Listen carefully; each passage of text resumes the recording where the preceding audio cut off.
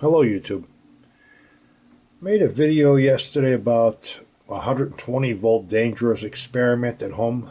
Do not ever try this, you could die. What a lot of people don't understand is how USA house wiring is done. I believe that's where some of the confusion's coming in as to they're all telling me I'm crazy and I need to go back to school and whatever. Well, first off, I'm an expert in electronics, so wiring is almost like nothing to me, because wiring is just a building block. Electronics is a lot more complicated. It requires a lot more knowledge and experience. But anyway, let's get away from that. So, in your home, this is from the PP&O. This is their transformer. It has 3 leads on it. There's a center tap and there's 2 high leads. I'll call them high leads. So from the center tap to either end, you get 120 volts from the PP&O. And across the entire transformer, you get naturally double. Because 120, what is 120 times 2? It's 240 volts. So you get 240 volts there.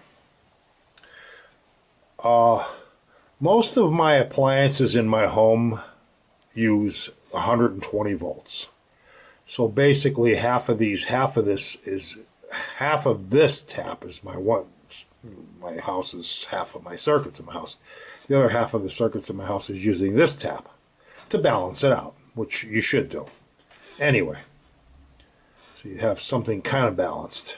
You don't want all the circuits on one side like nothing on the other. That wouldn't make any sense, right? So yeah, so half of the circuits are on these two, and the other half of the circuits are common to these two. The only circuit in my house that uses the 240 volts is my electric stove. That's the only appliance I have that utilizes that, the entire voltage that they give you. Anyway, when this enters your fuse box, this center tap is tied to ground, usually through a ground stake that's driven outside of the ground. I think they're either like 10 or 15 feet long, with a really heavy, I think they use a number 8 gauge wire. So they tie this into the ground, and they also tie this to a water pipe. I have that down in my cellar. I could show it to you. Yeah, you have another heavy wire coming out of the fuse box, and it's tied right to the water pipe, again for grounding. So knowing that, the ground now becomes part of this entire circuit. The part of the earth you're standing on is part of the circuit. And a lot of people aren't understanding that in my last video.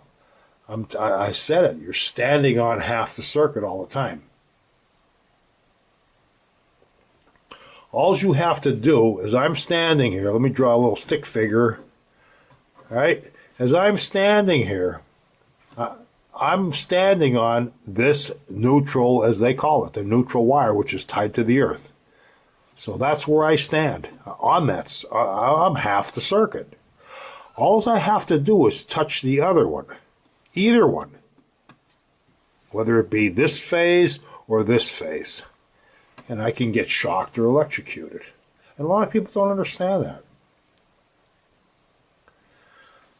So when this comes out of the fuse box, it goes first to either a fuse or a circuit breaker, whichever you have.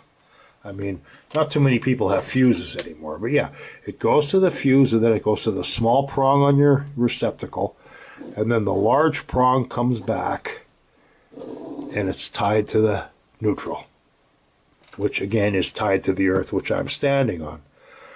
So in my last video, if I decide to touch this wire right here, it's the same thing I'm standing on. So there is no potential difference. There's no way I can get a shock. The only way I can get a shock would be if something is plugged in here and this connection is broken. Then I can get a shock, but only then. If this ground or neutral connection is solid and secure, there is no difference from me touching it in the fuse box where it's grounded to touching it at the receptacle. as long as it's the same grounded wire. You cannot get a shock. It's totally impossible. However, since I'm standing on half the circuit and I touch this other side, yeah, I'm going to get a shock or possibly electrocuted depending on how wet my hands are, whatever, how well I'm grounded. There's a lot of factors to it. I don't want to get into that, but I mean, 9 out of 10 times you just get a shock and you pull away, for the most part, because it's only 120 volts. And same is true with the other side of the circuit.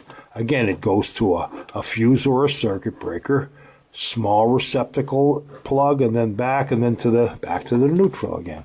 So even on this side, the same holds true. I can safely touch this coming out of the wall, but I cannot touch this one because this is, again, the hot. I'm already standing on this. This is the same potential. Again, if this connection is unbroken, this neutral is safe to touch and hold in my hand at all times. Any neutral in the whole house, as long as this connection is unbroken and not carrying a load.